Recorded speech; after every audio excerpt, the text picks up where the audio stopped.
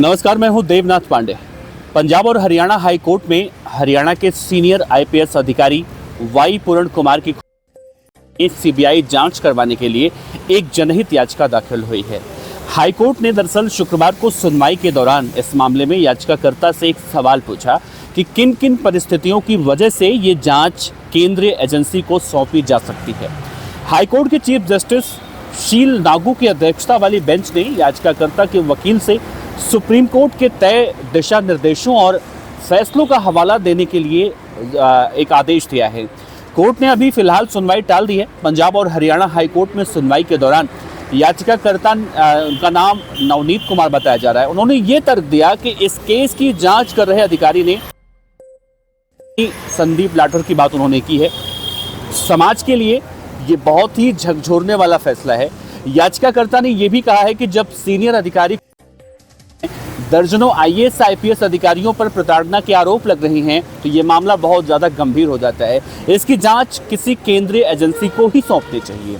याचिकाकर्ता ने यह भी कहा है कि ये जांच केवल प्रत्यक्ष वजहों तक सीमित नहीं रहनी चाहिए। ये भी पड़ताल होनी चाहिए कि किस किस माहौल में अधिकारी यहाँ पर काम कर रहे हैं। इस याचिका में ये भी कहा गया है कि अधिकारियों की तरफ से किस तरह से भेदभाव लगातार किया जा रहा है। सीनियर अधिकारी कैसे प्रताड़ित हो रहे हैं, एक दूसरे को प्रताड़ित कर भी रहे हैं। भ्रष्टाचार कितना इसमें ज़्यादा व्यापक रूप से फैला हुआ है, इसकी भी जांच होनी चाहिए। याचिकाकर्ता ने अपनी याचिका में ये भी कहा है कि ये जांच करने वाले अधिकारी ने, इसीलिए इस मामले की जांच सीबीआई को सौंपना जरूरी है। चीफ जस्टिस नागू ने इन दलीलों को सुनने के बाद ये सवाल किया कि इस मामले में ऐसा क्या असाधारण है कि जांच सीबीआई को ही सौंपी जाए। सुप्रीम कोर्ट के कौन कौन से फैसले इस प्रकरण में लागू हो रहे हैं। हर केस में जांच ट्रांसफर नहीं की जा सकती। जज के इस जवाब पर वकील ने यह भी कहा कि मृतक अधिकारी के खिलाफ जांच कर रहे एक अधिकारी ने हरियाणा में हत्या कर दी, जबकि जो जांच थी इस पूरे मामले की वो चंडीगढ़ में चल रही थी। याचिकाकर्ता ने कहा कि कई आरोपी अधिकारी अपने जिलों में इस वक्त तैनात हैं। राज्य पुलिस की निष्पक्षता पर इसी वजह से सवाल उठाया जा रहा है। सरकार की तरफ से जो पेश हुए थे वकील इस मामले में याचिकाकर्ता के व्यक्तिगत हित पर सवाल उठाते हैं और कहते हैं, सरकारी वकील ने उस वक्त सवाल किया कि आप किस अधिकार से ये याचिका दाखिल कर रहे हैं, यानी कि सीबीआई से जांच कराने की जो याचिका है किस हैसियत से आप दाखिल कर रहे हैं। केंद्र शासित प्रदेश चंडीगढ़ की ओर से पेश हाईकोर्ट के वकील ने कहा, हाईकोर्ट ने कहा कि आईपीएस पूरण कुमार की जांच के लिए एक विशेष जांच दल का गठन पहले से कर दिया गया है। इसकी अगुवाई आईजी रैंक के एक आईपीएस अधिकारी कर रहे हैं और इनमें 3 अन्य आईपीएस अधिकारी और 3 डीएसपी इसमें शामिल हैं। कुल 14 सदस्यीय टीम हर दिन तकनीकी आधार पर इस मामले में जांच कर रही है, जो कहीं ना कहीं संतुष्ट या संतोषजनक इसे कहा जा सकता है। सरकारी वकील ने ये दलील दी कि एफआईआर 9 अक्टूबर को दर्ज हुई थी, जबकि याचिका 13 अक्टूबर को दायर की गई। चीफ जस्टिस ने मौखिक टिप्पणी में कहा कि जब आप तैयार ही नहीं थे तो दलीलें शुरू ही क्यों की गई। आपको पहले ही ये बताना चाहिए था कि अगर आप तैयार नहीं हैं तो आप ये बताइए कि किन किन परिस्थितियों में सीबीआई जांच की सिफारिश इसमें की जा सकती है। आईपीएस अधिकारी ने अपने सुसाइड नोट में जिन अधिकारियों का जिक्र किया है उन पर सख्त कार्रवाई अभी तक नहीं की गई है, लेकिन दिवंगत अधिकारी के परिवार पर आपको पता होगा कि एफआईआर पहले ही कर दी गई। हरियाणा पुलिस के मृतक अधिकारी की पत्नी आईएएस अमनीत पी कुमार, उनके भाई और पंजाब के जो विधायक हैं अमित रतन और 2 अन्य व्यक्तियों के खिलाफ, जिसमें एएसआई संदीप लाठर के मामले में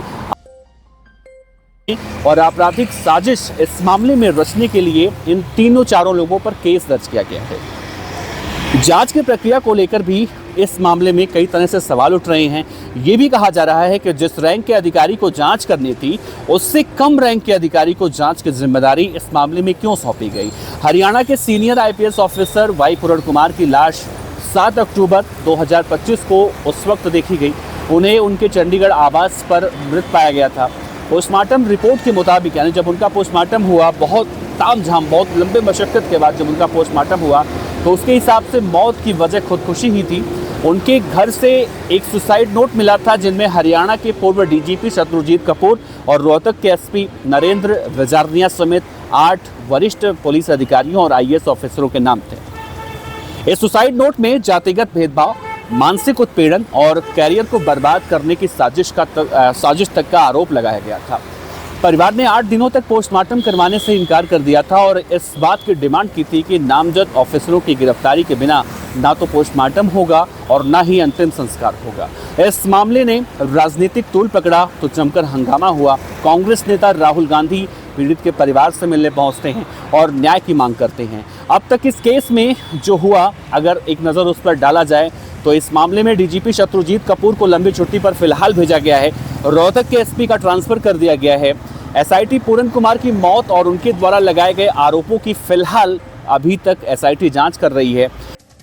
वीडियो में पूरन कुमार पर भ्रष्टाचार, परिवार में राजनीतिक प्रभाव और उत्पीड़न से जुड़े कई आरोप संदीप लाठर ने लगाए थे। इस मामले में एएसआई संदीप लाठर की पत्नी की शिकायत पर पूरन कुमार की आईएएस पत्नी अमनीत कुमार समेत 3 लोगों पर एफआईआर दर्ज हुई।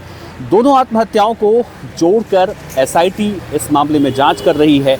आईपीएस पूरन कुमार के परिवार ने अस्थि विसर्जन और अंतिम संस्कार फिलहाल कर दिया है, लेकिन इस मामले में जांच की मांग कानूनन रूप से अभी भी कर रहे हैं।